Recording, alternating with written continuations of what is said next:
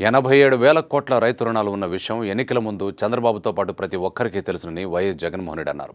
అయితే ఇప్పుడు తాను చెప్పింది రైతు రుణాల గురించి కాదు, క్రాప్ లోన్స్ గురించి అంటూ చంద్రబాబు మాట మార్చడం ఎంత మేరకు సబబంటూ ధ్వజమెత్తారు. 1 కోటి మందికి పైగా రైతులుంటే కేవలం 22 లక్షల మందికి మాత్రమే రుణమాఫీ అంటూ ప్రకటించారని వైఎస్ జగన్మోహన్ రెడ్డి విమర్శించారు. ఎన్నికలకు ముందు బాబుకు తెలుసు 87,000 కోట్ల రైతుల రుణాలున్నాయి అన్న సంగతి చంద్రబాబు గారికి తెలుసు, జగన్మోహన్ రెడ్డికి తెలుసు, ఇంకా రాష్ట్రంలో చదువుకున్న ప్రతి ఒక్కరికి కూడా తెలుసు, లౌక్యం ఉన్న ప్రతి ఒక్కరికి తెలుసు, అందరికీ తెలుసు. ఇవాళ 87,000 కోట్ల రైతుల రుణాలను చంద్రబాబు నాయుడు గారు అధికారంలోకి వచ్చిన వెంటనే ఏమంటున్నాడో తెలుసా? నేనెప్పుడు చెప్పాను 87,000 కోట్లని, నేనెప్పుడు చెప్పాను రైతుల వ్యవసాయ రుణాలని, నేను క్రాప్ లోన్లు మాత్రమే చెప్పాను అని చెప్పి మళ్ళీ ప్లేటు ఫిరాయింపు. ఒకసారి క్రాప్ లోన్లు మాత్రమే అని ప్లేటు ఫిరాయిస్తాడు, మరోవైపున 87,000 కోట్ల రుణాలకు గాను రాష్ట్రంలో దాదాపుగా 1 కోటి పైచిలకు అకౌంట్లు ఉన్నాయి. ఈ బ్యాంకుల్లో అప్పులు తెచ్చుకుంటున్న ఈ కోటి పైచిలకు రైతుల సంగతి చూస్తే నిన్న ప్రెస్ మీట్ పెట్టాడు. కారణం ఇవాళ విశాఖపట్నానికి జగన్ వస్తున్నాడు, రాష్ట్ర వ్యాప్తంగా ధర్నాలు జరుగుతున్నాయని నిన్న ప్రెస్ మీట్ పెట్టాడు. పెట్టి 22 లక్షల అకౌంట్లను తేల్చేశాడు. 1 కోటి మంది పైచిలకు రైతులుంటే కేవలం 22 లక్షల మందికి రైతులకు మాత్రమే అలా బిస్కెట్లు వేసినట్టుగా కాస్తో కూస్తో ఇస్తానంటున్నాడు. ఆ 22 లక్షల మంది రైతులకైనా ఎంత ఇస్తాడు అని చూస్తే అది మాత్రం నన్ను అడగద్దు, నేను ఇప్పుడే చెప్పను అని మాత్రం అంటాడు. ఎంత ఇస్తాడో చెప్పడు, ఎంతమందికి ఇస్తాడో చెప్పడు, కానీ రోజు మాత్రం బుకాయిస్తూ పోతాడు. ఇలా చంద్రబాబు నాయుడు గారు రైతులకు సంబంధించి దాదాపుగా 1 కోటి మంది పైసలుకున్న రైతులకు సంబంధించి 87,000 కోట్ల రుణాలున్న సంగతిని ఇట్టే పక్కన పెట్టేశాడు. డాక్రా అక్క చెల్లెమ్మల రుణాలు దాదాపుగా 14,000 కోట్లున్నాయి. ఈ 14,000 కోట్ల రూపాయలు మాఫీ అవుతాయని డాక్రా అక్క చెల్లెమ్మలందరూ 1 కోటి ఆశలతో ఎదురు చూశారు.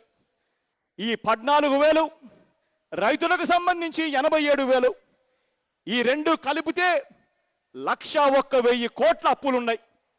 ఈ డాక్రా అక్క చెల్లెమ్మలకు రైతన్నలకు ఎన్నికల వేళ పూర్తిగా మాఫీ చేస్తాను అని చెప్పిన ఈ పెద్ద మనిషి ఇవాళ 101,000 కోట్ల రూపాయలు ఈ చంద్రబాబు నాయుడు గారి మాటలు నమ్మి కట్టనందుకు అపరాధ వడ్డీ 14,000 కోట్ల రూపాయలు, 1,00,000 కోట్ల మీద 14% కడతా ఉన్నారు రైతులు అక్క చెల్లెమ్మలు.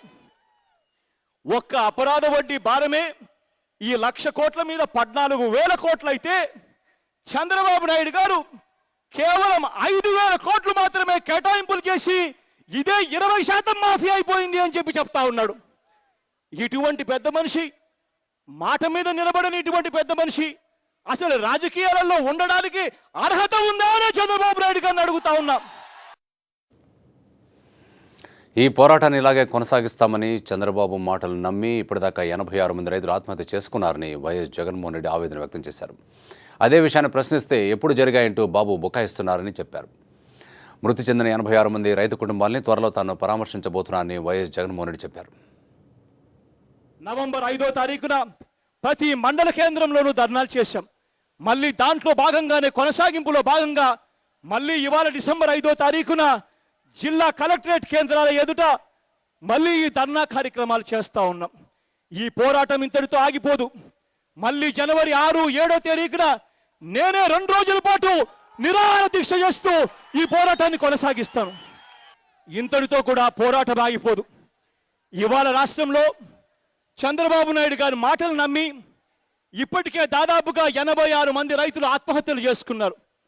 ఈ 86 మంది రైతుల ఆత్మహత్యలను ఇవాళ చంద్రబాబు నాయుడు గారి పాలనలో జరిగిన 86 మంది రైతు ఆత్మహత్యల గురించి చంద్రబాబు నాయుడు గారిని గట్టిగా ప్రశ్నిస్తే ఆత్మహత్యలు జరిగాయా, ఎక్కడ జరిగాయి, ఎప్పుడు జరిగాయి అని చెప్పి ఇదే చంద్రబాబు నాయుడు గారు బుకాయిస్తారు. రైతుల జీవితాలతో అవహేళన చేస్తూ మాట్లాడతాడు. ఇదే చంద్రబాబు నాయుడు గారికి గట్టిగా బుద్ధొచ్చేట్టుగా చెప్తా ఉన్నా, ఆ 86 మంది ఆత్మహత్యలు చేసుకుంటున్న రైతులను సంక్రాంతి పండుగ తర్వాత వాళ్ళ ప్రతి ఇంటికి వెళ్ళి పరామర్శిస్తాను. వాళ్ళ ప్రతి ఇంటికి వెళ్ళి ఓదారుస్తాడు. చంద్రబాబు నాయుడు గారికి చూపిస్తాడు నీ పాలనలో ఎంతమంది రైతులు చనిపోయారు అని చెప్పి.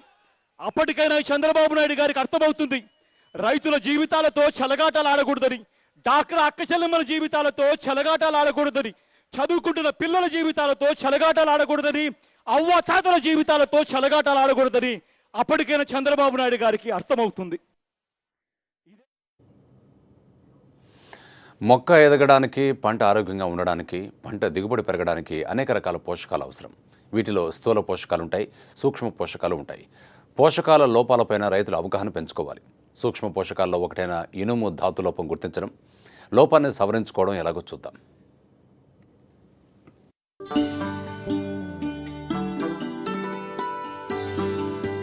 అనేక కారణాలతో భూసారం తగ్గుతోంది.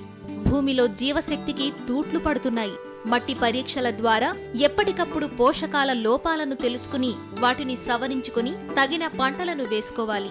మన తెలుగు రాష్ట్రాల భూముల్లో లోపించిన సూక్ష్మ పోషకాల్లో జింకు మొదటిదైతే ఆ తరువాత లోపించిన పోషకం ఇనుము. మొక్కల పత్రహరితం అభివృద్ధిలో ఇనుము పోషించే పాత్ర కీలకం. పంటల్లో ఇనుము లోపిస్తే ఆకులు పారిపోయి లేత పసుపు రంగులోనూ ఆ తరువాత తెలుపులోనూ కనిపిస్తాయి.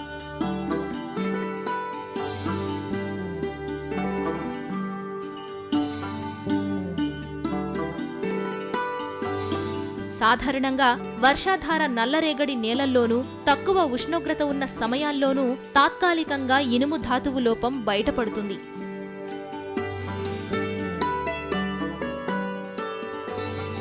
వరి నారుమళ్లలో ఆకులు పాలిపోయి దీని లోపం ఎక్కువగా కనిపిస్తుంది. మొక్కజొన్నలో లేత ఆకులు పాలిపోయి ఆకుల చివరి అంచులు క్రమంగా ఎండిపోతుంటాయి. వేరుశనగ పంటలో లోప తీవ్రత ఎక్కువగా ఉన్నప్పుడు ఆకులు పలుచబడి తెల్లగా కనబడి అక్కడక్కడ గుంపులు గుంపులుగా కనిపిస్తాయి. చెరుకు తోటల్లోనూ ఇనుము లోపం పంట దిగుబడిపై ప్రభావం చూపుతుంది. అన్ని పండ్ల తోటల్లోనూ కొత్త చిగుళ్లలో ఇనుము లోపం కనిపిస్తుంటుంది. చీనీ నిమ్మ తోటల్లో ఇనుము లోపమున్నప్పుడు ఆకులు పాలిపోయి చిగుళ్లు ఎండిపోవడం సర్వసాధారణం. సూక్ష్మ పోషకమైన ఇనుము లోపించినప్పుడు సవరణ చర్యలు వెంటనే చేపట్టాలి. పంటకు సిఫారసు చేసిన మోతాదులో సేంద్రియ ఎరువుల్ని తప్పకుండా వాడితే ఫలితముంటుంది. పంటలు నీటి ముంపుకు గురైనప్పుడు, సుదీర్ఘ నీటి బెట్ట తరువాత పంటలకు నీరు పెట్టినప్పుడు తాత్కాలికంగా ఇనుము లోపం కనిపిస్తుంది. నిర్దేశించిన క్రమబద్ధమైన వ్యవధిలో నీటి తడులు ఇచ్చినప్పుడు ఈ లోపం తగ్గుతుంది. ఇనుము లోపం తెలుసుకోవడానికి మట్టి నమూనాలు సేకరించి పరీక్షిస్తారు. ఈ పరీక్షలో కేజీ మట్టిలో 4 నుంచి 5 గ్రాముల కన్నా తక్కువ ఇనుము ఉంటే నివారణ చర్యలు చేపట్టాలి. ఇనుప ధాతులోప నివారణకు ఎకరా పొలానికి 10 నుంచి 15 కిలోల అన్నబేదిని వేసుకోవచ్చు. క్రమం తప్పకుండా సేంద్రియ ఎరువులు వేసుకోవాలి. పంటను బట్టి, దాని దశను బట్టి ఇనుము లోప నివారణ చేస్తారు. 2 నుంచి 5 గ్రాముల అన్నబేదిని 1 నుంచి 2 గ్రాముల నిమ్మ ఉప్పును లీటర్ నీటిలో కలిపి వారం రోజుల వ్యవధిలో 2-3 సార్లు పిచికారీ చేసుకుని లోపాన్ని సవరించవచ్చు. విత్తన ఎంపిక, సస్య రక్షణ, మార్కెట్ డిమాండ్లు తదితర విషయాలను తెలుసుకునే రైతులు మరి కాస్త లోతుగా ఆలోచించి ఎప్పటికప్పుడు మట్టి పరీక్షల ద్వారా తమ భూముల సారాన్ని తెలుసుకుని వ్యవసాయ రంగ నిపుణులు సూచించిన ప్రకారం భూసారాన్ని పెంచుకోవాలి, పంటలను కాపాడుకోవాలి.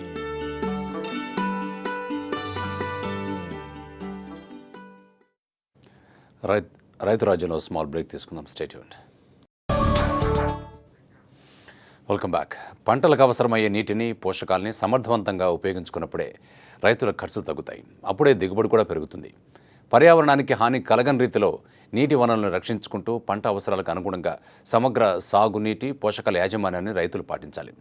ఫర్టిగేషన్ పద్ధతి ద్వారా మిర్చి పంటను పండిస్తూ అధిక దిగుబడి సాధించిన వ్యవసాయ శాస్త్ర విద్యార్థి మౌనిక పంటలకు అవసరమయ్యే నీటిని, పోషకాలని ఒకేసారి సమాంతరంగా అందించాలని రైతులకు సూచిస్తున్నారు.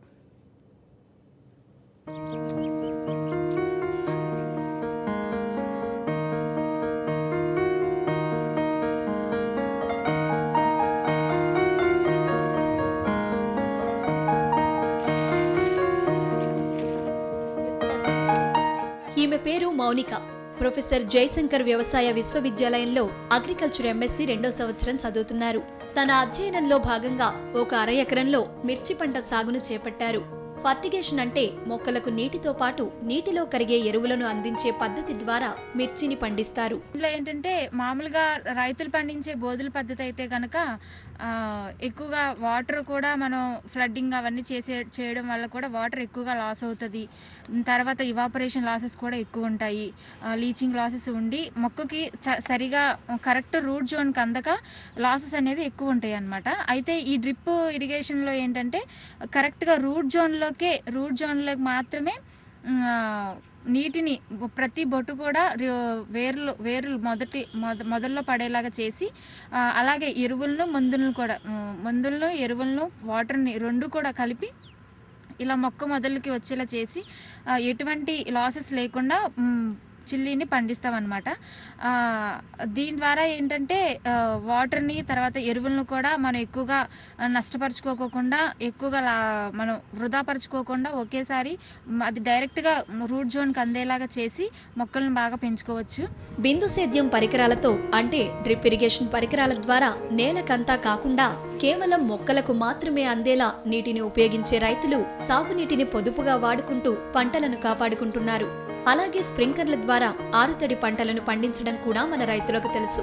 అయితే ఈ మధ్య కాలంలో ఈ మైక్రో ఇరిగేషన్ కు కొనసాగింపుగా ఫర్టిగేషన్ అంటే ఫర్టిలైజర్స్ ను సాగునీటిలో కలిపి డ్రిప్ పరికరాల ద్వారా అందించే పద్ధతికి ప్రాచుర్యం పెరుగుతోంది.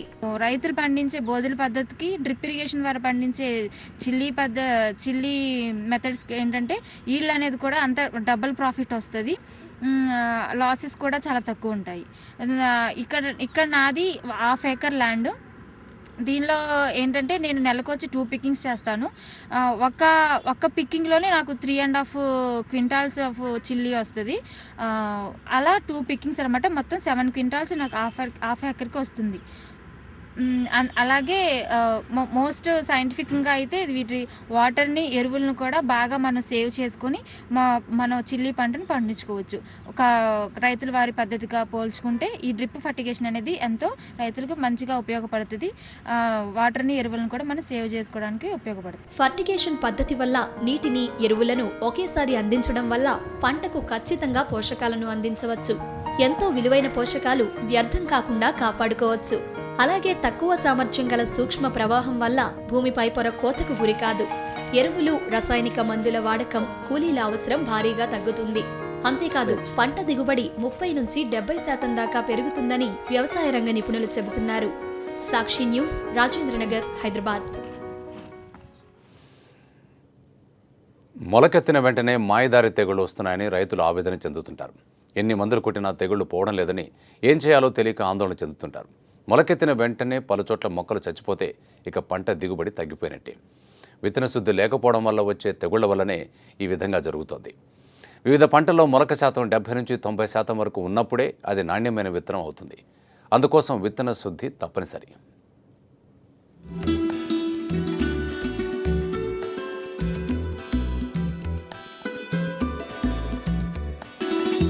విత్తనాలతో పాటు ఉన్న అనేక రోగకారక శిలీంధ్రాలు విత్తనంతో పాటు మొలచి మొలకెత్తిన మొక్కలను నష్టపరుస్తాయి. విత్తనంపై రక్షిత కవచంగా కీటకనాశినిని శిలీంధ్రనాశినితో పూతపూసే ప్రక్రియను విత్తన శుద్ధి అంటాం. విత్తు కొద్దీ పంట కాబట్టి వివిధ పంటలలో మొలక శాతం 70 నుండి 90 వరకు ఉన్నప్పుడే నాణ్యమైన విత్తనంగా పరిగణించాలి. అతి తక్కువ ఖర్చుతో అతి సులభంగా చేసుకునే విత్తన శుద్ధి ద్వారా ఆరోగ్యవంతమైన మొక్కలను పొందడమే కాకుండా పొలంలో నిర్దేశించబడిన మొక్కల సాంద్రత ఉండి మంచి దిగుబడిని సాధించవచ్చును. విత్తన శుద్ధికి వాడే మందు పరిమాణం పిచికారీతో వాడే మందు పరిమాణంలో 10% మాత్రమే ఉండడం వల్ల పిచికారీ మందుపై పెట్టే ఖర్చును మరియు కూలీల ఖర్చును తగ్గించుకోవడమే కాకుండా వాతావరణ కాలుష్యాన్ని కూడా అరికట్టవచ్చును. విత్తన శుద్ధి చేసేటప్పుడు ముందుగా కీటకనాశిని మందులతో శుద్ధి చేసిన తరువాత శిలీంధ్రనాశిని మందులతో శుద్ధి చేయాలి. విత్తన శుద్ధి కొరకు డ్రమ్ములో కావలసిన మోతాదులో విత్తనం పోసి సిఫారసు చేసిన మందు పొడిని లేదా మందు ద్రావణాన్ని పోసి తిప్పాలి. దీనివల్ల మందు ఆ గింజలకు సమానంగా పడుతుంది. డ్రమ్ము లేని వారు మందమైన ప్లాస్టిక్ సంచి గాని కుండను గాని తీసుకొని విత్తన శుద్ధి చేయవచ్చు.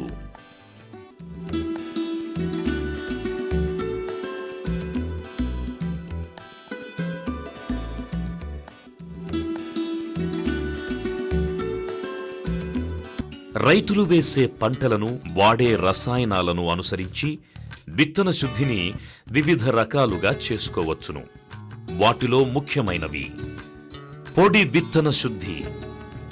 పొడి మందును విత్తనానికి కలిపి బాగా అంటుకునేలా చేయవచ్చును.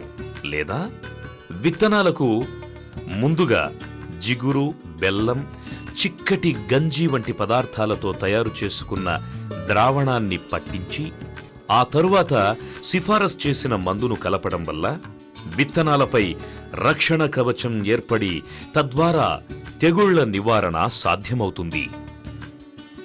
తడి విత్తన శుద్ధి. కొన్ని రకాలైన విత్తనాలను, ముఖ్యంగా వరి లాంటి పంటలలో కీటకనాశినులు మరియు శిలీంధ్ర నాశినులు తగినంత నీటిలో కలిపి విత్తనాన్ని నానబెట్టిన తరువాత విత్తుకోవాలి. స్లరీ ట్రీట్మెంట్ పద్ధతి. ఈ పద్ధతిలో అంతర్వాహిక శిలీంధ్ర నాశినులను నీటిలో కలిపి చిక్కని ద్రావణంలా తయారు చేసుకుని ఆ ద్రావణాన్ని విత్తనాలకు పట్టించి నీడలో ఆరబెట్టుకుని విత్తుకోవాలి. ఈ విధానం వల్ల విత్తనం మీద ఉన్న వ్యాధి కారకాలనే కాక విత్తనం లోపల ఉన్న శిలీంధ్రాల నుండి కూడా రక్షణ పొందవచ్చును. జీవ సంబంధ శిలీంధ్ర నాశినులతో విత్తన శుద్ధి. రసాయనాలకు ప్రత్యామ్నాయంగా ట్రైకోడెర్మా విరిడే అనే జీవ శిలీంధ్ర నాశకం వాడి తద్వారా తెగుళ్ల నివారణను సాధించవచ్చును. ఇది కూడా శిలీంధ్రమవడం వల్ల భూమిలో తన సంతతి అభివృద్ధి పరుచుకొని పంటను చివరిదాకా కాపాడడమే కాకుండా తరువాత వేసుకునే పంటలకు కూడా ఉపకారిగా ఉండి పంటలపై వాడే రసాయనాల అవసరాన్ని తగ్గిస్తుంది. దీనిని కిలో విత్తనానికి 8 గ్రాముల చొప్పున పట్టించి చాలా రకాల పంటలలో, ముఖ్యంగా వేరుశెనగ, అపరాలు, పత్తి, ప్రొద్దుతిరుగుడు, టమోటా, క్యాబేజీ, క్యాలీఫ్లవర్, క్యారెట్, ఉల్లి, వంగ, చిక్కుడు, ఆవాలు మొదలైన పైర్లలో విత్తన శుద్ధి చేయడం వల్ల విత్తనాల ద్వారా మరియు నేల ద్వారా వ్యాప్తి చెందే తెగుళ్లను అరికట్టవచ్చును. వేడిగాలి లేదా వేడి నీటితో విత్తన శుద్ధి. ముఖ్యంగా చెరకు విత్తనపు ముచ్చెలను వేడి నీటితో లేదా ఆవిరితో శుద్ధి చేసి ఆ తరువాత శిలీంధ్రనాశినితో శుద్ధి చేయడం వల్ల ఎర్రకుళ్ళు తెగులు నివారించవచ్చును. క్యాబేజీ, క్యాలీఫ్లవర్ మొదలైన కూరగాయలతో ఈ పద్ధతి ద్వారా బ్యాక్టీరియా తెగుళ్లను నివారించవచ్చును. సూర్యరశ్మితో విత్తన శుద్ధి. ఈ విధానం ఎండకాసే రోజుల్లో చేపట్టాలి. మొదట విత్తనాన్ని 4 గంటల పాటు నీటిలో నానబెట్టి తరువాత టార్పాలిన్ పట్ట మీద సన్నని పొరలాగా పరిచి సూర్యరశ్మి తగిలేటట్లు ఎండబెట్టాలి. దీనివల్ల విత్తనాలలో ఉన్న వ్యాధి కారకాలు శక్తిహీనమవుతాయి. జీవన ఎరువులతో విత్తన శుద్ధి. జీవన ఎరువులైనటువంటి బ్యాక్టీరియా సంబంధిత రైజోబియం కల్చర్తో విత్తన శుద్ధి చేయడం వల్ల గాలిలోని నత్రజనిని భూమిలో స్థిరీకరించే వేరుబుడిపెల అభివృద్ధికి దోహదపడుతుంది. ఈ విధానాన్ని లెగ్యూమ్ జాతి పంటలలో అవలంబించడం వల్ల పంటకు వాడే రసాయనిక ఎరువుల మోతాదులో దాదాపు 25% వరకు ఆదా అయి ఖర్చు తగ్గుతుంది. రైజోబియం విత్తన శుద్ధి చేయడానికి 1 లీటర్ నీటిలో 50 గ్రాముల బెల్లాన్ని కరిగించి 15 నిమిషాలు మరగ కాచి చిక్కని పాకం తయారు చేయాలి. దానిలో 200 గ్రాముల రైజోబియంను వేసి బాగా కలిపి విత్తనానికి పట్టించి ఆరబెట్టి విత్తుకోవాలి. ఇది 1 ఎకరానికి వేసే విత్తనానికి సరిపోతుంది. ఈ ప్రక్రియను విత్తే కొన్ని గంటల ముందు మాత్రమే చేయాలి.